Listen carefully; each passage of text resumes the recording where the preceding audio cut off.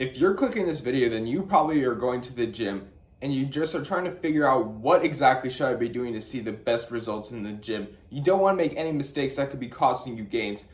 We've all made these mistakes. I've made them too, but don't worry. In this video, I'm going to be giving you gym tips I wish I knew when I first started going to the gym, so you can know these tips that could help you see the results that I wish I did when I first started going to the gym.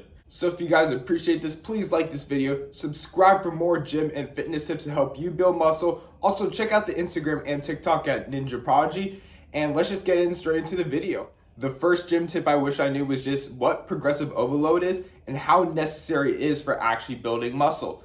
So progressive overload is a way of increasing the intensity or the difficulty of workouts over time in order to increase muscle mass and strength.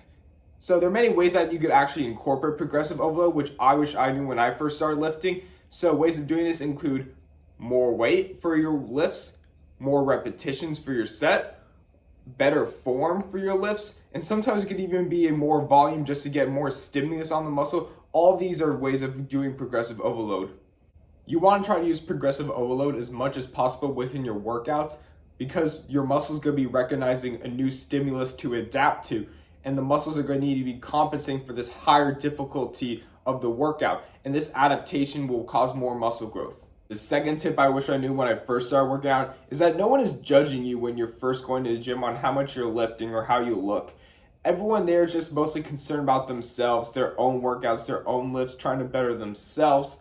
So really nobody's cared if you're not at the way that you want to be looking at yet. Just work on improving yourself. And typically people think, oh, this big guy's going to be so intimidating. He's going to be so mean. Typically these people are going to be really helpful. I mean, if you're going to just ask them for a spot or for some tips, they're more than likely going to be very helpful in delivering these tips to you and helping you out within your own gym journeys as well. And for some reason, some person at the gym isn't nice, being helpful, being rude. It's an exception rather than a norm. That's their own problem, not yours.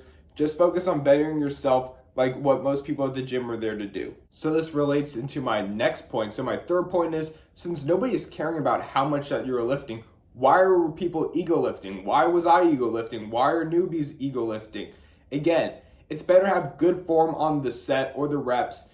That way the muscle will actually be activated in helping you build more muscle. Again, if you're sacrificing your form, you're not going to be building as much muscle compared to good form because you're not going to be keeping the reps controlled. You're not going to be targeting the muscle right way. So at that point, you're only lifting for your own ego, not for gains, which is what we're all trying to go for. So don't ego lift. My fourth gym tip is to always research multiple sources for lifting tips and for gym tips.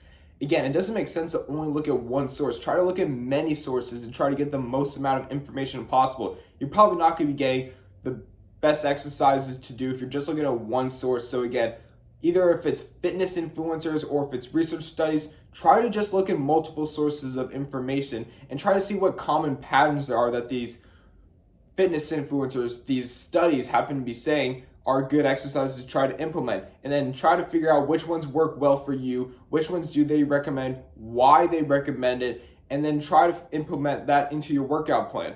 The fifth and final tip I have is to make sure that you're training all parts of the muscle. So that means every single muscle has like these individual parts that are part of that muscle, and you need to make sure you train all of them in order to maximize the strength of the muscle and the overall size of that muscle. So you need to make sure that your workout plan has all these muscle groups actually being trained in some way.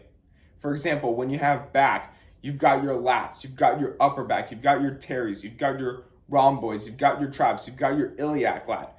So within your workout plan, you need to make sure that you're actually training all these muscles in some sort of way.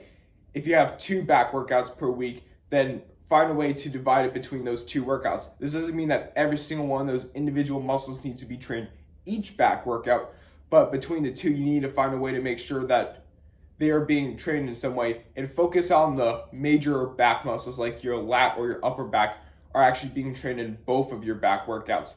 And then find a way to divide the smaller ones between the 2 workouts, or if you want to bring one of those smaller muscles out more, make sure to train that one in both as well. And the reason you train some of the muscles like lats or upper back more is because those are bigger muscles within the back, so that helps make the overall physique stand out more. So that was 5 gym tips I wish I knew when I first started lifting, so I could have seen results in the gym sooner. So if you guys appreciate this video, Please like this video, subscribe for more gym and fitness tips to help you transform your body. Also check out the Instagram and TikTok at Ninja Prodigy. And until then, see you guys next time.